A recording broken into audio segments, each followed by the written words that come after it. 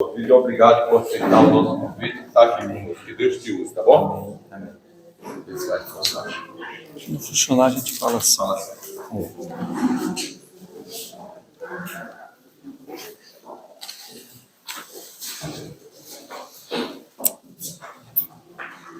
Bom sábado a todos.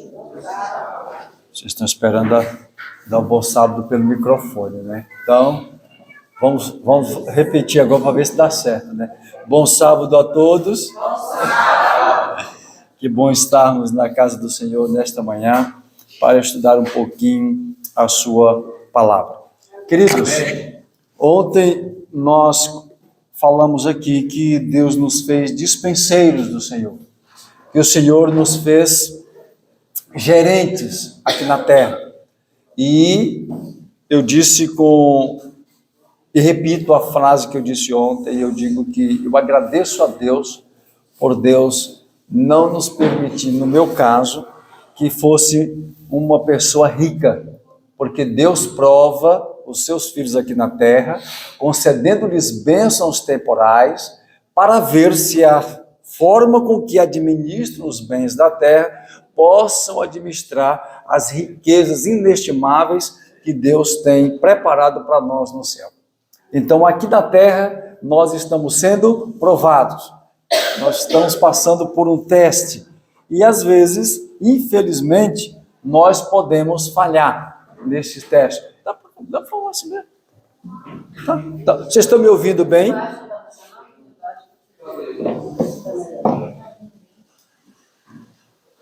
Tá não. Mas está dando para me ouvir?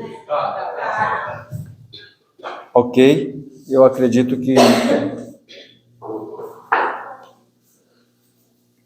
Muito bem, então que Deus nos ajude para que possamos desenvolver esse tema nesta manhã de uma forma mais simples. Queridos, Deus nos prova o tempo todo. Por que Deus nos prova? Nós aprendemos na lição de hoje, já maravilha, que Deus provou a Jó, mas na realidade Deus estava provando o seu próprio caráter, porque quem faz o mal não vem da parte de Deus. O mal não pode tocar em Deus. Deus não pode ser tocado pelo mal. Quem executa o mal é o inimigo de Deus. E Deus simplesmente, às vezes, permite que tais provas venham até nós para sabermos se somos fiéis. Porque Paulo diz que nós somos uma carta aberta ao universo. Todo o universo está contemplando a nossa vida, a nossa maneira de ser. Por isso que ser cristão no ambiente de cristão é muito bom, mas ser cristão fora do ambiente de cristão é diferente. Ser cristão no supermercado, ser cristão na faculdade, ser cristão no emprego, ser cristão na vizinhança, na nova cidade. Nós estamos indo para um lugar que ninguém nos conhece, então é diferente. Por isso que nós estamos sendo provados o tempo todo e às vezes não sabemos. É como se estivéssemos em meio a diversas câmeras que estão nos olhando o tempo todo. E, na realidade, é isso que acontece. Então, queridos, Deus colocou provas para o ser humano. E o tema de hoje eu quero falar sobre a prova de Deus para o homem. Amigos, Satanás, ele espalhou uma mentira a respeito de Deus. Em todo o universo, ele espalhou uma mentira. E qual é a mentira que Satanás espalhou? Que Deus, ele força as suas criaturas a obedecer. E se não obedecer, já sabe o que vai acontecer, né? É como uma criança é educada o tempo todo dizendo, olha, você vai apanhar, você vai apanhar, você vai apanhar. Então, na vida da criança, ela sabe que em algum momento ela vai apanhar. Mas Satanás disse assim, olha, Deus força as suas criaturas, vocês não têm liberdade de escolher. Foi isso que Satanás espalhou para o universo. E os anjos, uma terça parte deles acreditaram, e outros mais ficaram com aquilo ali no coração. E hoje o Maildo comentando ali na lição, e nós estamos participando da lição, até a cruz, as dúvidas poderiam pairar na mente de muitas pessoas no universo, mas depois da cruz não tem mais dúvida. Deus prova o seu caráter, Deus provou o seu amor ao permitir que Cristo Jesus doasse a sua própria vida para que nós pudéssemos desfrutar da vida eterna. Então Deus, Ele prova o seu amor para conosco pelo fato de ter Cristo morrido na cruz do Calvário, sendo nós ainda pecadores. Porque, queridos, morrer pelo bom, dar a vida por quem faz coisas boas, mas dar por um pecador como eu. E Deus provou o seu amor para conosco desta forma. Então, queridos, Deus também deu ao ser humano, quando ao criar o ser humano, o Senhor criou um ambiente para o ser humano. Eu sou fascinado pela criação, eu sou criacionista, e eu fico maravilhado como Deus cria um espaço vazio, e depois vai ocupando este espaço com coisas lindas e belas, e em seguida coloca ali um ser humano neste ambiente. É como uma mãe de primeira viagem, ela prepara, ela sonha com o bebê, ela pinta o quarto, ela compra o berço, ela compra brinquedos, ela compra fralda, e aquela coisa assim, e fica contente, e aquele barrigão engraçado, depois que o bebê nasce, ninguém quer ter barriga grande, mas é uma alegria quando elas estão grávidas, aquele barrigão, e põe a mão, e tiram foto, é uma coisa fantástica.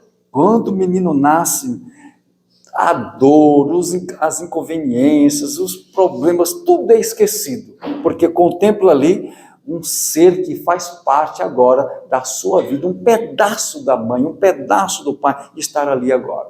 E a alegria, muita alegria. Queridos, assim fora Deus, ao criar Adão e Eva e colocar no paraíso e dar para ele a gerência daquele local. Então Deus cria Adão e Eva e dá para ele uma gerência e diz, olha, tudo isso aqui é de vocês. Vocês vão viver eternamente. Vocês vão desfrutar de uma infinidade de sabores. De acordo com os cientistas que vivem na época, o ser humano tem a capacidade de desfrutar de 409 sabores, apesar de que é muito fácil na nossa vida apenas saber o que é amargo e doce, o que é salgado. Parece que a gente só sabe o que é doce, salgado e amargo, não sabe mais nada, Mas a língua, de acordo com os estudiosos, tem a capacidade de administrar 409 sabores. Isso é uma língua depois de comer tanta porcaria do dia a dia. Agora imagine Adão, que tinha uma língua perfeita. As papilas da língua de Adão eram todas perfeitas, não tinha mancha, tinha nada. E agora, queridos, o Senhor diz para Adão, diz para a nossa amiga Eva, olha, tudo isso aqui é de vocês. Tudo. Aí quando você chega, isso está lá no capítulo 2 do livro de Gênesis, aí o Senhor diz assim, olha, tudo isso aqui é de vocês podem desfrutar de tudo. E aí agora, eles ficam felizes porque tem uma abundância. Você sabe quantos tipos de laranjas existem? Tem ideia?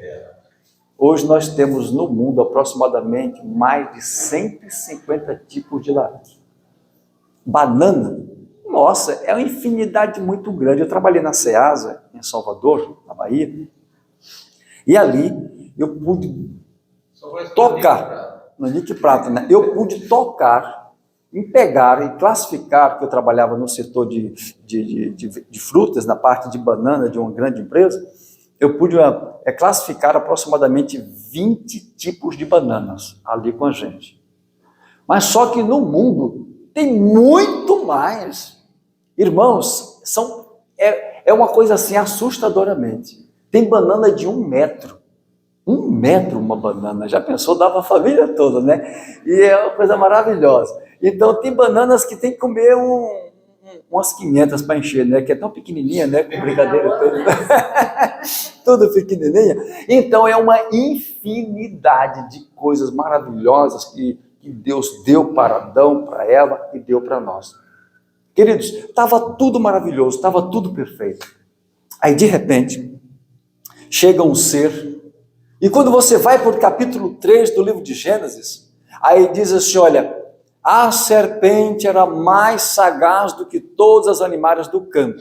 Mas espera aí, havia essa sagacidade nos animais ou todos eram perfeitos?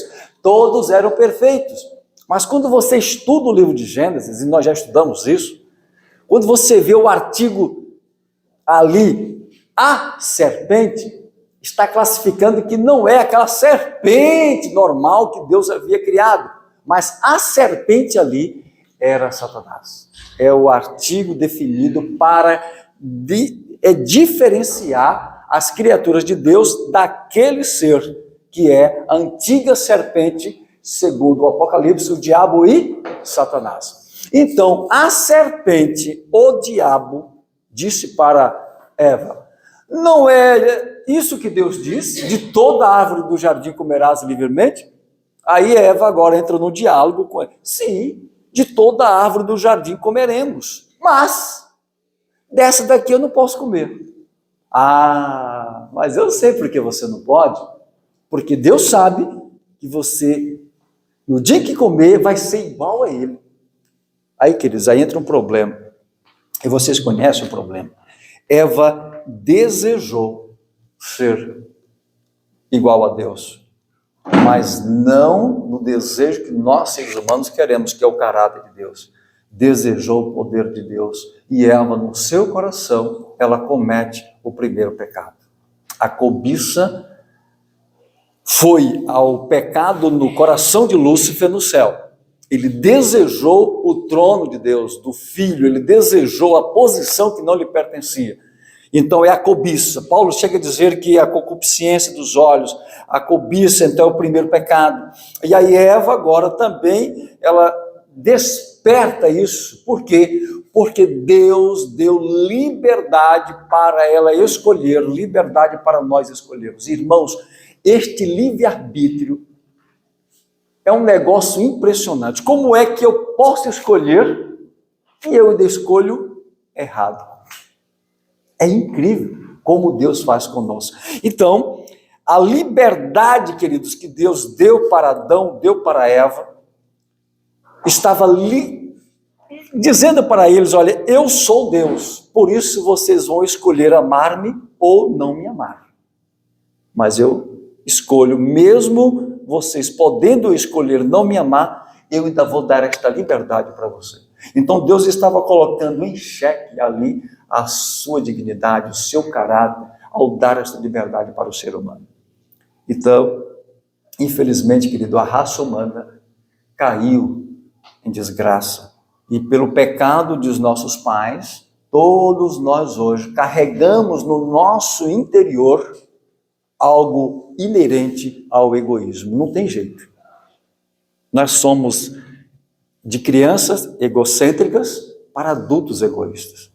E gostamos de preservamos de uma tal forma, porque às vezes nós achamos que é desta forma que nós vamos manter ainda alguma coisa conosco, então a gente quer proteger de uma tal forma ali, mas o egoísmo ele faz parte do caráter humano. Foi plantado lá no Éden. E só Deus, só o Espírito de Deus pode trabalhar em nossos corações para que nós deixemos de ser egoístas e passamos a ser, queridos, de uma forma maravilhosa, altruísta. Por isso, querido, que Deus, abre aspas, diz assim, olha, Deus está provando o homem com coisas perecíveis para determinar a sua capacidade para administrar as posses eternas. Queridos, este é um presente de Deus ao nos dar as bênçãos temporais para sabermos se somos bons ou maus administradores. E como mordomo, como gerente, né, nós somos gerentes de Deus, nós agradecemos a Deus porque Jesus, o Filho unigênito do Pai, ofereceu-se voluntariamente para pagar uma dívida que toda a raça humana tinha perante o universo.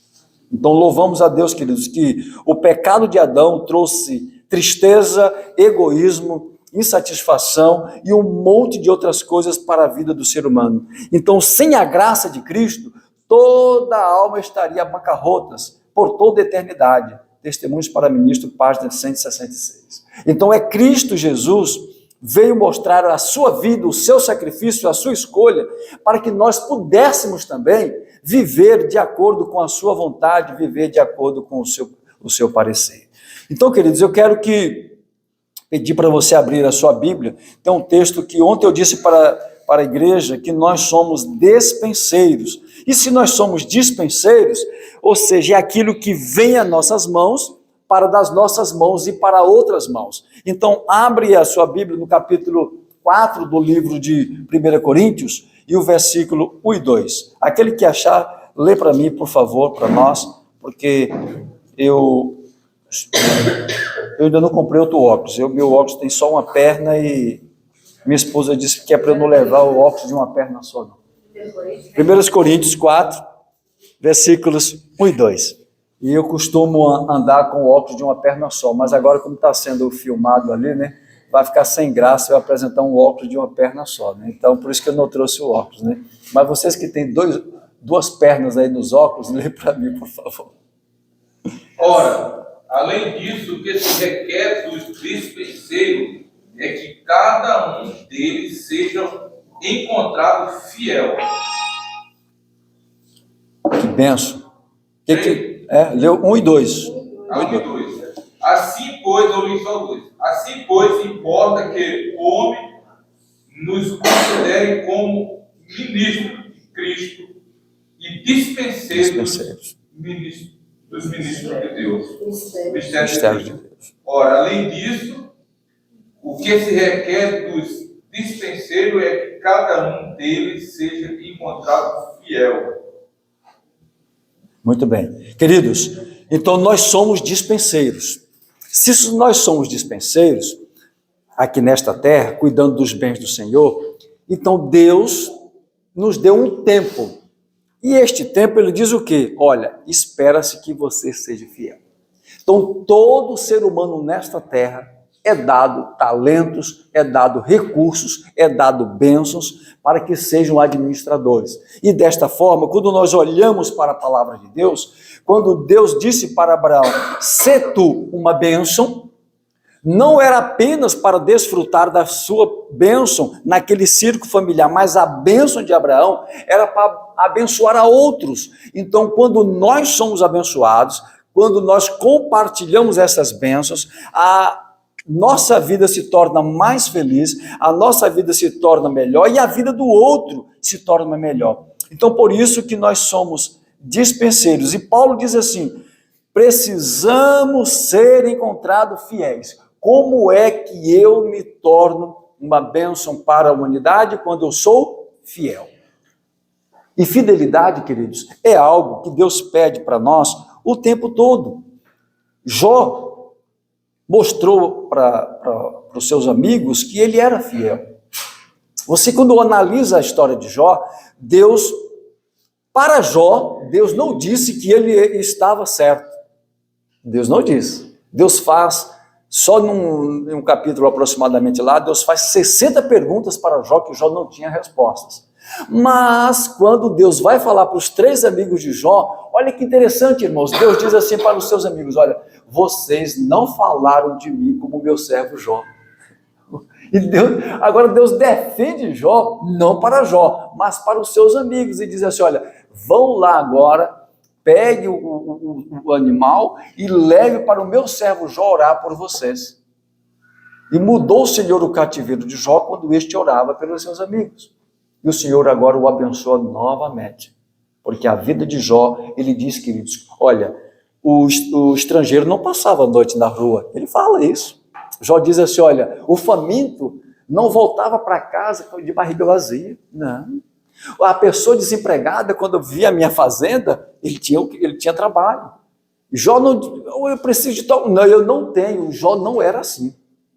Jó fala, quando ele começa a descrever a sua atitude com os seus amigos, porque os amigos o acusavam o tempo todo, ele dizia, não, eu tenho sido fiel. Mas, neste conflito que nós vivemos, mesmo sendo fiel, isso não quer dizer que nós não passaremos por provas. As provas podem vir a nós. Amigos, E Deus nos dá esta graça. Por isso eu repito e digo, no Conselho sobre Mordomia, na página 22, jamais nos devemos esquecer de que somos colocados neste mundo sob prova, a fim de determinar nossa habilitação para a vida futura. Então, já que nós estamos sendo provados, nós vamos ser provados de diversas formas. Deus colocou as provas para Adão, havia provas para os anjos no céu, havia provas para os profetas, para os reis, para todos nós. Então, quais são as provas originais requeridas que foi pedida para Adão e é pedido para nós? Queridos, para Adão, Deus disse apenas uma coisa. Qual era a verdade presente no Éden? Tudo isso aqui é de vocês. Mas, esta aqui não. Esta aqui eu vou ficar para mim, tá bom? Então, vocês têm todas, mas esta não. Esta é minha. Aquela dali representa que você é um gerente. Você não é dono. Porque se eu te dou tudo, mas eu digo que esta aqui é minha, então como criador, como mantenedor, eu vou dizer, olha, esta aqui é minha, não toque. Simplesmente isso. Então aí agora nós olhamos para os dias de hoje e dizemos, mas nós não temos mais uma árvore da ciência do bem e do mal. Seria até mais fácil, né? Para ser humano, tem esta árvore aqui, não toque. Você vai tocar em tudo, menos nessa. Mas não é assim, queridos. Deus colocou em nossas mãos algo muito mais, podemos assim dizer, a pedagogia de Deus para nós, nos nossos dias, ela é muito mais enfática, quando ele diz assim, olha, você tem 24 horas para viver. Anteontem eu disse para um professor, disse assim, você pode mudar o que aconteceu ontem? Ele disse, não. Você sabe o que vai acontecer amanhã? Ele falou, também não. Por isso que o hoje chama presente. Deus te deu um presente hoje. Você tem que viver hoje, dar o seu melhor hoje, você tem que fazer tudo porque hoje. Aí disse, rapaz, nunca tinha pensado nisso. Que o dia é um presente. Eu falei, o dia é um presente para nós que Deus nos deu. E deste presente que Deus nos dá, ele vai dizer, uma parte deste tempo, cabe a mim agora devolver-lhe. E eu tenho feito isso. Queridos, depois de muito tempo, eu entendi que do tempo que Deus me dá, e diga-se de passagem, na nossa conta no céu, a maior dívida adivinha de que é? Do tempo. Queridos, e nos dias em que nós estamos vivendo, isso é tão fácil roubar o tempo a Deus, porque Deus nos permite ter um aparelho que o infeliz tem coisa, viu?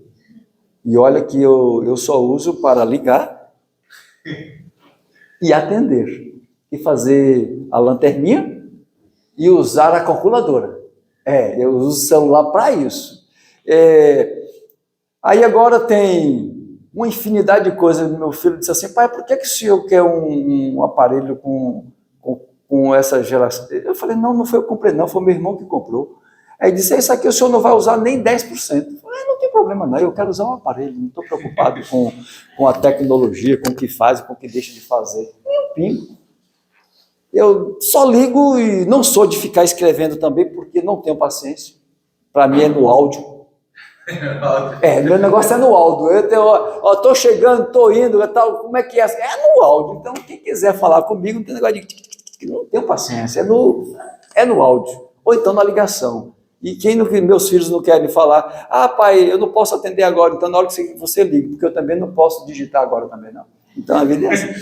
Queridos, então nós temos, para perder tempo, é muito fácil. E a nossa dívida no céu, ela é muito grande. E aí eu falei, Senhor, o que eu posso fazer para devolver a Deus? E aí eu decidi no meu coração, cada um, eu decidi no meu coração, devolver 10% do meu tempo, de 24 horas, eu devolvo em coisas espirituais. Às vezes, eu acordo às 3 horas, eu vou até às 7 em oração, meditação e estudo da palavra de Deus e pesquisa até às 7. Às vezes eu acordo assim às 4, às 4h30, e eu falo assim, a hora que eu acordar, eu não fico com aquela coisa de, tem que acordar, não, eu quero é dormir. Eu deito para dormir, mas eu falei assim, na hora que bem eu estiver já regenerado, dormir à vontade, eu durmo 9 horas da noite mesmo, a hora que eu acordo é a hora que eu tenho para buscar o meu Deus em oração, e assim. Então eu dedico, irmãos, uma parte do meu tempo. Fazer uma meditação de manhã de 1 hora para mim não dá. No meu caso, para mim tem que ter mais tempo, porque tem que estudar, tem que grifar, tem que entender o assunto, tem que tirar dúvida, aquela coisa toda, então eu preciso de tempo.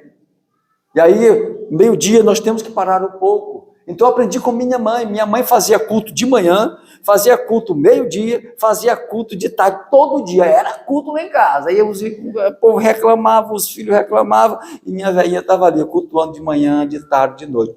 Hoje a minha esposa diz assim, como é difícil parar meio-dia para orar. Mas não é aquela oração da chave, não é aquela oração da maçaneta, é oração de verdade. É orar pelo irmão que está passando a necessidade, é orar pelo irmão que está em aflição, que está ali, é buscar na palavra, Senhor, o que devo fazer? Então nós passamos a dedicar 10% do nosso tempo para o Senhor.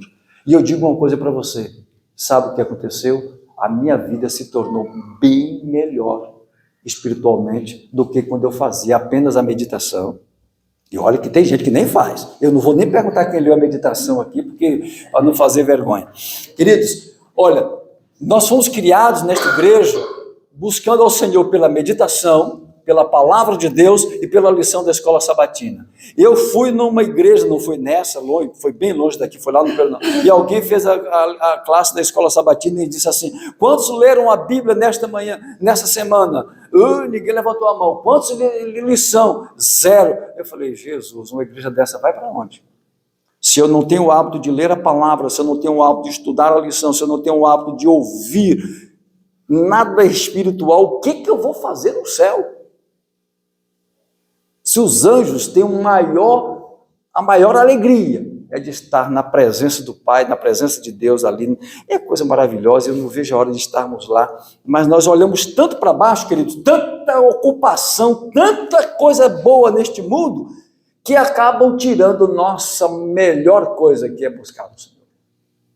Por isso, queridos, que das dívidas que eu tenho para com Deus, a maior delas é do tempo. E olha que eu só devolvo 10% do tempo para Deus.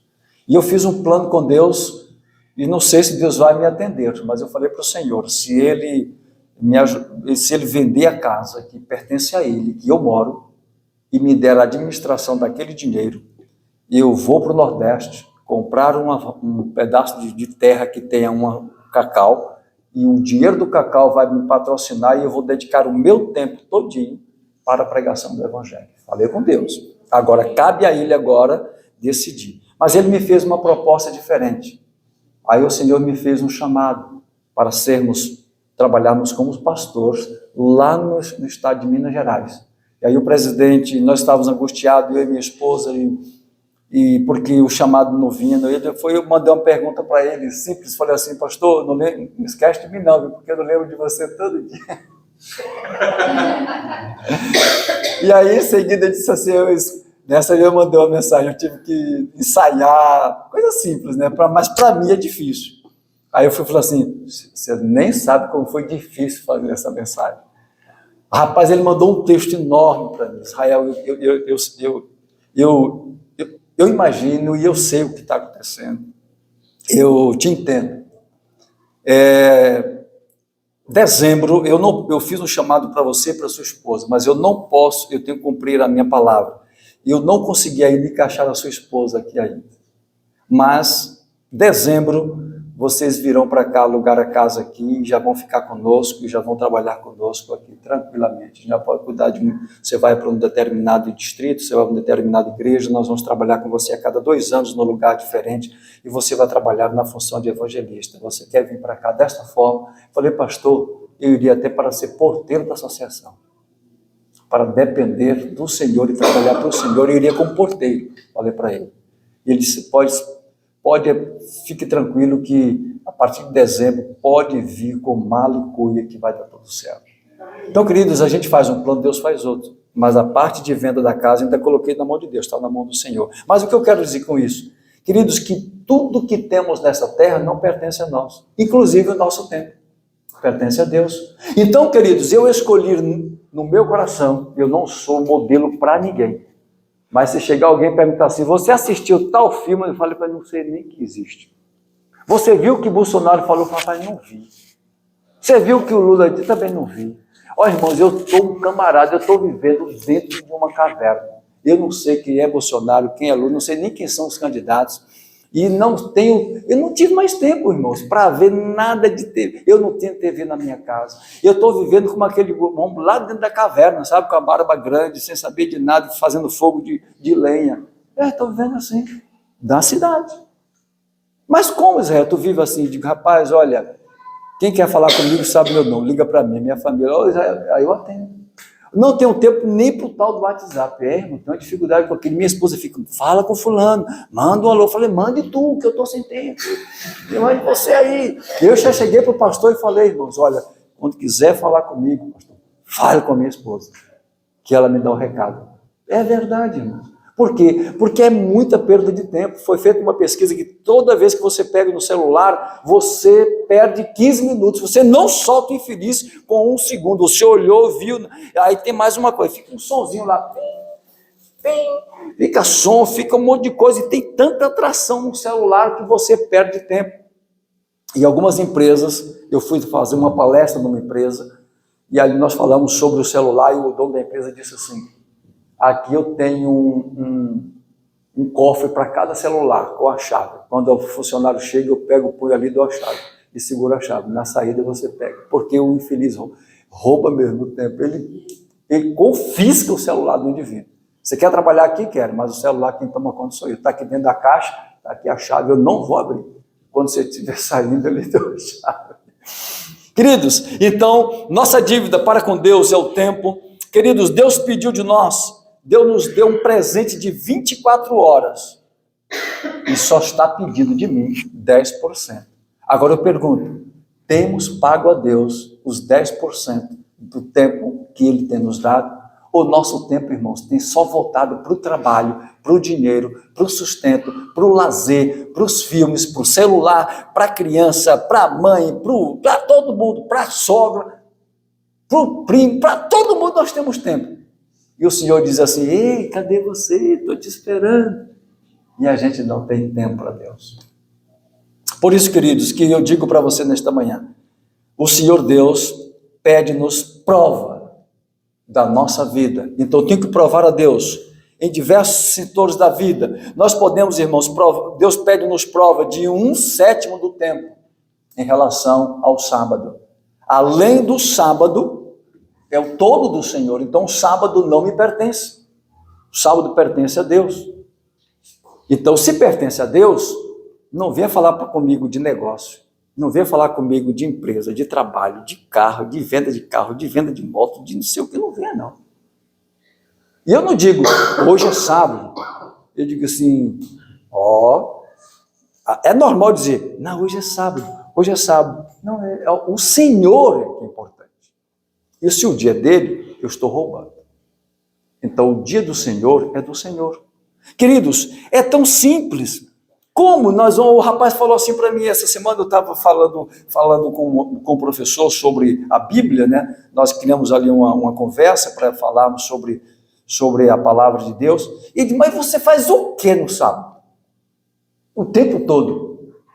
Rapaz, como é que eu vou ficar sem internet no sábado? Eu falei, é tão fácil. É só desligar. Aí ele disse, mas como? Eu falei, desligue. Irmãos, a minha internet é no sábado, desligado. Não sei nada que está passando. Não sei. O computador lá está desligado. Normal. Gente, liga para mim. O WhatsApp eu não vejo. Tem que ligar. Se não ligar, agora minha esposa vê. Ela abre meu celular lá e vê. Eu falei, mas que tu viu? Agora eu vou ter que responder. Não era para ver. Ela vê lá que tem um monte de coisinha verde, ela clica. Falei, Israel, agora eu vou ter que responder. Não era para ver. Depois eu vejo. Eu falo, depois eu vejo. Queridos, é verdade. Então, no sábado, eu sou assim um troglodita, né? Eu estou assim alienado. Eu quero viver alienado deste mundo, porque antes do celular todo mundo vivia. Normal. Aí depois do celular parece que não dá para viver mais. Queridos, então sábado, cuidado com as nossas redes sociais. Tem muita gente que faz tanta coisa ali esquece que hoje é um dia sagrado. E aí agora começa a disparar assuntos e responder perguntas e conversar coisa que não tinha nada a ver com o tempo sagrado. E não percebemos disso. Outra coisa, querido, que Deus pede prova de nós, e é aquilo que você já sabe, eu não vou falar nada aqui diferente. Ele pede de nós que nós sejamos fiéis a Ele em 10% de todos os nossos lucros. E aqui nós temos um problema, porque, mas a igreja está pedindo dinheiro, a igreja está falando de dinheiro. E eu disse ontem que alguém escreveu no carro do pastor meu dízimo. Irmãos, eu não pago o dízimo. Não, eu não pago o dízimo. Tem que pagar o dízimo. Não, não pague. Se você não adorar, não traga. Queridos, Deus não quer o meu dinheiro. Sabe por quê? Porque o dinheiro já é dele. Ageu 2:8, minha é a prata, meu é o dinheiro. Meu é o ouro. Tudo pertence a Deus. Salmo 24, tudo é dele. Então Deus não quer porque já é dele. Deus quer a minha adoração. Eu posso trazer o dízimo sem amar a Deus, sim ou não? Posso sim, eu posso pegar 10% todo mês e trazer sem amar a Deus. Agora eu vou dizer uma coisa para você, é impossível amar sem devolver. Quando eu amo, eu faço agora como gratidão, com satisfação, eu estou devolvendo. Porque eu estou amando. Senhor, é só isso. Irmãos, um certo dia, eu disse que eu não sou modelo para ninguém, comecei a pensar, meu Deus, tu tem me dado tanta coisa, e olha que eu não tenho nada, mas tu tem me dado tanta coisa, e o que eu tenho feito por ti? Então eu resolvi no meu coração, eu falei com a minha esposa, olha, a partir deste dia, eu vou devolver 2 dízimos. Mas falei, fique tranquilo, é eu e Deus. Mas por que eu fiz isso? Falei, meu Deus, tu tem me dado tantas coisas, mas vai que lá atrás, algum momento, eu esqueci de calcular certo, e você já percebeu que toda vez que calculamos, a gente sempre calcula a favor da gente? Perceba que ele sempre é a favor da gente. Mas tem aquilo para descontar, mas tem aquilo para descontar, e sempre... Então eu falei, Senhor, aí resolvi, irmãos, eu passei 1 ano da minha vida fazendo palestras nas empresas, e ali, tudo que Deus colocava em minha mão, eu devolvia 30%. Eu pergunto para você, eu fiquei mais pobre? Não. Eu fiquei mais rico? Também não. Mas eu fiquei agradecido, porque a minha vida foi a mesma, eu devolvendo 20% ou devolvendo 30%.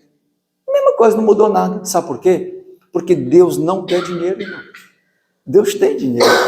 O que Deus quer é que eu ame e que eu devolvo para Ele por amor, por gratidão. Queridos, eu vou dizer outra coisa para você agora. Está gravado, não era bom nem gravar, mas eu vou falar uma coisa para você agora. Quem está falando é Israel. Eu não sou mais ancião da igreja, né? Então eu posso falar. Né? Então, quando a gente é ancião, o ancião falou isso, né? Não sou ancião, quem está falando aqui é Israel. Deus não quer esta oferta que você colocou ali naquela salvinha da escola sabatina. Deus não quer, não. Sabe quem quer aquela oferta? É a tesoureira ou tesoureiro desta igreja. Deus não quer. Por que Deus não quer? Porque, irmãos, esta oferta que é tirada da hora, passou e isso aí não foi feito planejado, não foi feito em oração, não foi feito com gratidão. Deus quer, irmãos, é uma oferta sistemática. Minha oferta é sistemática. É quando você recebe o seu contra-cheque, você recebe o seu Pix, né? Está lá no banco, aí você sabe quanto você tem, aí você diz, desse valor que está aqui, X é do Senhor nesse plano e X é do Senhor nesse outro plano. E aí você pega agora o seu envelopezinho ou seu aplicativo e faz a sua parte e agora diz assim: olha aqui, Senhor, muito obrigado porque veio à minha mão e agora eu estou devolvendo o que te pertence. É isso, irmãos, que Deus quer. Então a gente fica trazendo assim, porque a igreja está precisando disso, a igreja está precisando daquilo. Tá, não. Na realidade, irmãos, nós é que não somos organizados para com Deus. Deus tem colocado muitas bênçãos nas nossas mãos. Nós é que não somos organizados. Então, o que precisamos? Precisamos organizar. Saber o que pertence a Deus e no coração fazer um plano com Ele e dizer: Senhor, aqui é teu. É teu, então toma. Pertence ao Senhor. Então devolva ao Senhor. E eu estou caminhando para o final, porque o tempo não nos permite. Queria dizer o seguinte: Deus pede gerência do restante que ficou nas nossas mãos. E daquilo que ficou, Ele pede que nós gastemos, como disse Isaías, naquilo que é pão. A palavra do Senhor diz assim: por que gastais o fruto do vosso trabalho naquilo que não pode satisfazer a vossa alma? Por que gastais naquilo que não é pão? Isaías está dizendo, irmão, o seguinte: olha, quando Deus te der as bênçãos, use de maneira sábia, não egoisticamente, não pensando apenas no eu, não pensando que o dinheiro não prestaremos conta a Deus. Na realidade, vamos prestar contas a Deus. Romanos capítulo 12 diz claramente que nós vamos prestar contas a Deus, pessoal. Eu vou prestar conta a Deus de tudo que Deus me deu, dos talentos, dos recursos, dos dons. Eu vou prestar conta a Deus do tempo. Eu vou prestar conta a Deus de tudo que Deus me deu. Eu irei prestar conta a Deus. Então, se eu vou prestar contas ao Senhor, eu tenho que estar com a minha conta em dia. Porque quando o Senhor vier, Ele vai elogiar aquele servo que estiver fazendo assim. Assim é a forma como Deus falou. Então, da forma que Deus disse, através da sua palavra, nós precisamos aprender a desenvolver. Então, um conselho para o tempo não nos permite ficar mais um conselho: ore ao Senhor.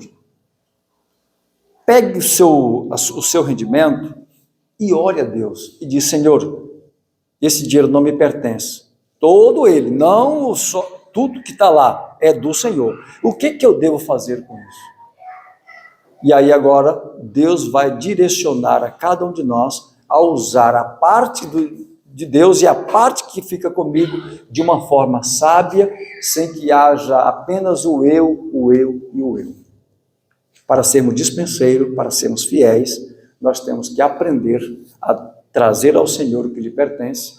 E a nossa mão, queridos, eu costumo dizer o seguinte: nossa mão nunca deve ser assim, porque não entra nada, né? Entra alguma coisa? Não entra. Também não sai, né? Nem entra, nem sai. Nossa mão não pode ser assim. Fica alguma coisa? Não fica. Nem fica e tudo sai, tudo escorre. Eu costumo dizer que seria melhor que fôssemos assim. Porque aqui pode ser colocado e pode ser tirado. É isso que Deus espera de nós. Que Deus nos dê a sua graça, que Deus nos dê o seu amor e a sua misericórdia. E o tema é amplo, irmãos, não dá para falar em apenas poucos minutos, mas nós agradecemos a Deus porque eu estou falando para pessoas que já sabem. Quando nós vamos falar para quem não sabe, nós falamos diferente.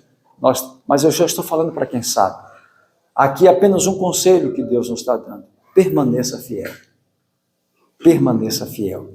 Porque quando o Senhor vier, vai elogiar aquele que está fazendo assim, vivendo na fidelidade. Fidelidade no templo, fidelidade nos tesouros, fidelidade nos recursos, nos talentos. Se Deus nos deu, vamos usar na sua causa, na sua obra. E no final, irmãos, a nossa vida vai ser uma bênção para nós e para os outros. Enquanto isso não acontece, a volta de Jesus Cristo, vamos continuar cantando, né? E se 555 para mim não manda eu escolher não, que eu só escolho esse. Agora, no dia que vocês cansarem desse, vocês dá para cantar outro, comigo não tem problema. Mas vamos ficar em pé e cantar o hino 555, que eu amo este hino para a honra e glória do nome de Deus.